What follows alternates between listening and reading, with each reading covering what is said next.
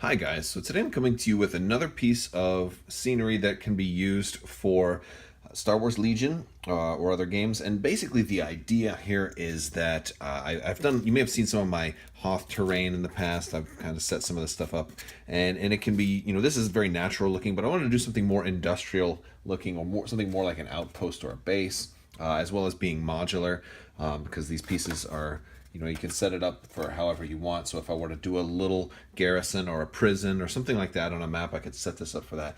But the other idea with this is perhaps the rebels are approaching, and I wanted to do something different with this, and in that it's interactive. So maybe there's a control panel, and the doors can actually open, and they will actually go inside the wall there and be able to open and close.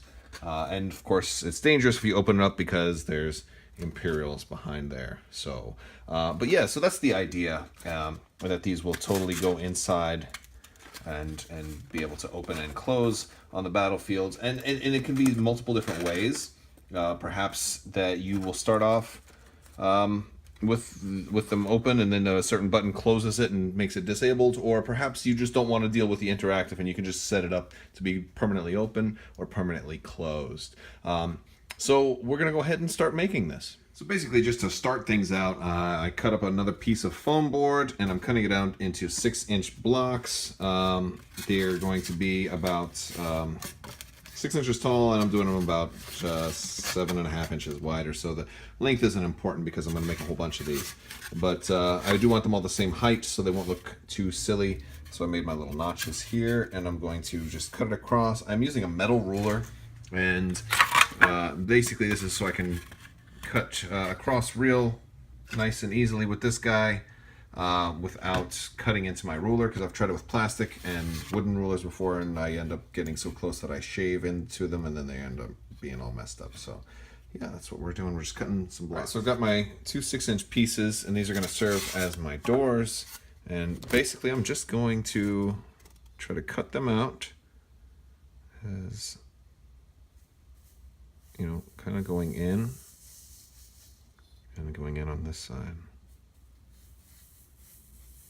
And I want to go about 4 inches in, and I'll do the top as well, kind of like so, and I'm just going to go all the way through. So once I've got this cut out, I kind of want to go back by a little bit more and just kind of smooth out the sides, because it's not, I don't have the most perfect steady hand, but basically I'm taking a piece of blue foam here, which is a little bit thicker, and I'm going to use this for the actual sliding door, and I just want to make sure that it fits in there. I mean, this isn't the piece I'm using. I'm not using this specific one, but I do want to make sure that I can put it in and out. And this is a little bit tighter than I want, so I might smooth it out a little bit more.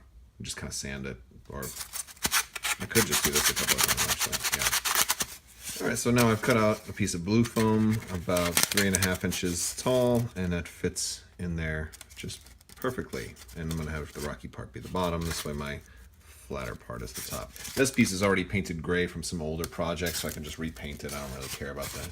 But yeah, it's pretty cool, and I'm just going to have it be just barely wider than the actual door entrance itself. All right, so both doors now can go inside. Once I can get them to, I'm going to have to build some more supports on this wall, but there you go. So the next step is I'm going to put some designs on this door. And basically what I'm going to do is I'm taking an X-Acto knife, and I'm taking a ruler here, and I'm just carving not a deep line, but just enough to kind of score it. Okay. And now what that's done is just put a line in there. And I'm going to take a piece of wood and kind of go through and make deeper with this right here. And this is just like a shish kebab kind of piece of wood. And I can just take it in there like so. That kind of stretches it out a little bit, and it makes it a finer, more detailed line. And what that's going to do is when I'm getting ready to paint this, this is going to let the wash kind of soak in there a little bit first. I'm going to put a wash on it, and that'll make it darker, and then I can do a lighter gray around it, and it'll just, add a whole lot more depth and detail. And I'm going to do all kinds of different lines and sci-fi patterns and stuff, and I'll do different patterns on the doors themselves. Oh, by the way, in case you saw this thing, this is what happens when you're working on a piece and then you leave your hot cutter turned on and it bumps against it. So I'm just going to have to use that and somehow take advantage of it. All right, so I've got a couple of decals and designs on some of this. Not a whole lot of intricate stuff, but just enough to get started. I also wanted to give it some supports because it's a little flimsy. So I just basically cut another long piece and then cut them off into like 2-inch 2x3 things and then cut them in half. So I got a bunch of supports that I can then just kind of glue onto the front and back of each of these so they'll stand up a little bit. All right, so I've glued those on. They're kind of slightly off-centered, not perfectly symmetrical to each other. But I've done it for each of them so they can stand up now. But I'm getting ready to paint. Also, I did a little bit more carving.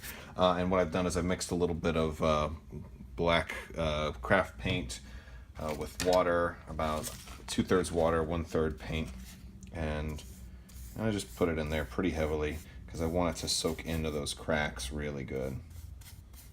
And I'm going to do that all over.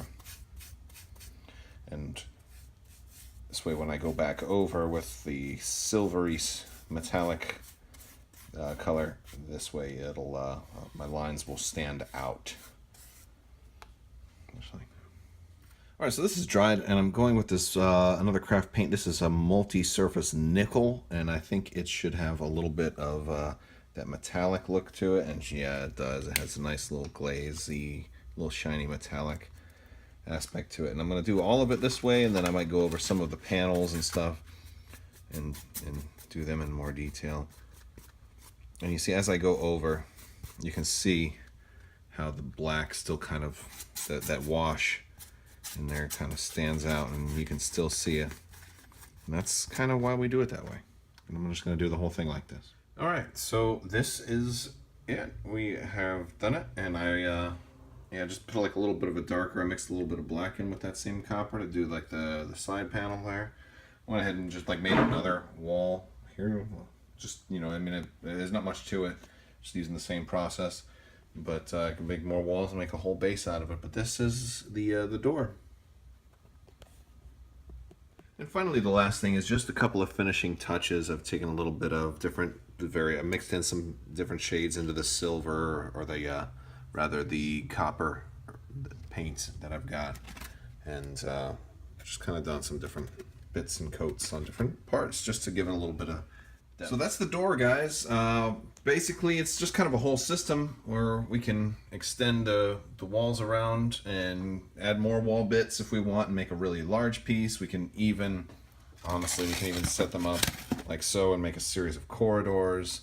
There's you know, it's a real simple kind of way of doing just very simple pieces, but adding the extra supports to the sides really do help.